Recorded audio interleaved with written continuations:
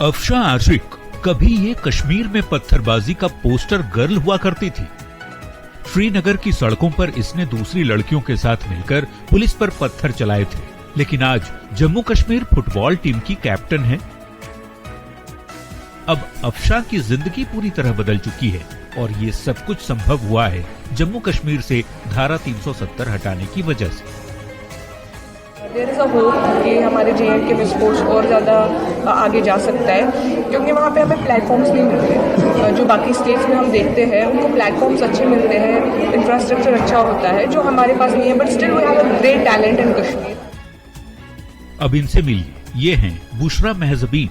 बुशरा आतंकवाद का दर्द झेल चुकी हैं। खुद 16 साल की उम्र में आतंकवादी घटना की शिकार भी बनी। आज भी उस दौर की याद उनके जहन में ताजा है।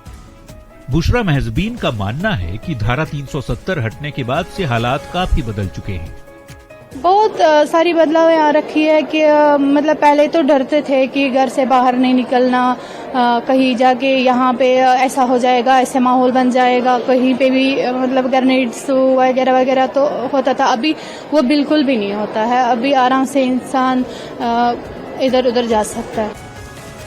United national human rights council में अपनी बात रख चुकी सामाजिक कार्यकर्ता तस्लीमा अख्तर तो प्रधानमंत्री नरेंद्र मोदी और केंद्रीय गृह मंत्री की प्रशंसा करते नहीं थकती। मैं तो बहुत ही शुक्रगुजार हूं और मैं सैल्यूट करती हूं अपने honourable prime minister Shri Narendra Modi ji को और honourable home minister Amit Shah साहब को, कि जिन्होंने 2-3 साल से बहुत ही अच्छा माहौल कश्मीर में पैदा किया है।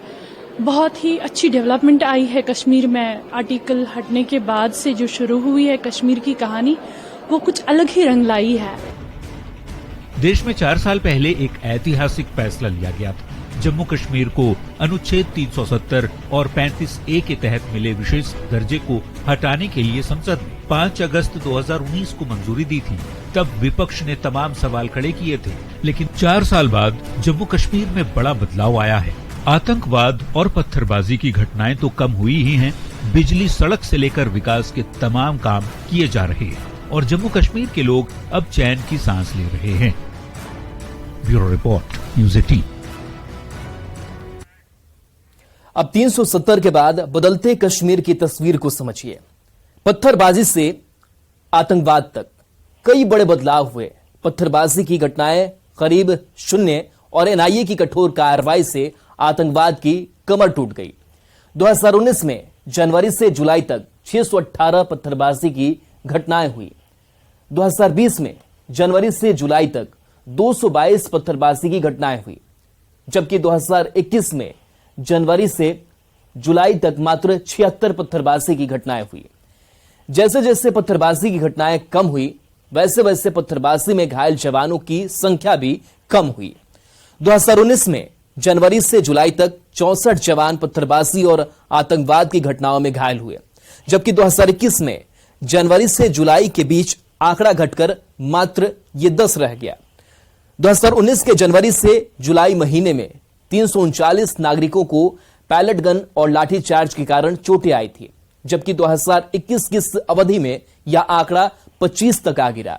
आतंकवादियों पर नकेल कसने के अलावे देश के साथ विकास की राह पर आगे बढ़ रहा जम्मू कश्मीर, शिक्षा का अधिकार, भूमि सुधार जैसे कानून अब यहां भी लागू। सालों बाद 2018 में पंचायत चुनाव हुए। 74.1% मतदान हुआ।